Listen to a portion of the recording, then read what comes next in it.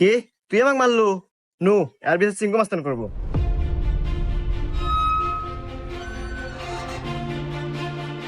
সিংহ মাস্তান ও আমাকে একটা থাপড় মারছে, আর বিচার দেন। এই, আমি সিংকু মাস্তান। এই এলাকার যত সমস্যা সঠিক সমাধান আমি নিজে দেই। নয় ওরা একটা থাপড় খাবো, আর নাহলে এক থাপড়ের বদলে 10টা জরিমানা দেবো। সিংকু মাস্তান, আমার কাছে তো কোনো এখন টাকা পয়সা নাই, একটা থাপ্পড়ই দেন। এই, মার একটা থাপড়।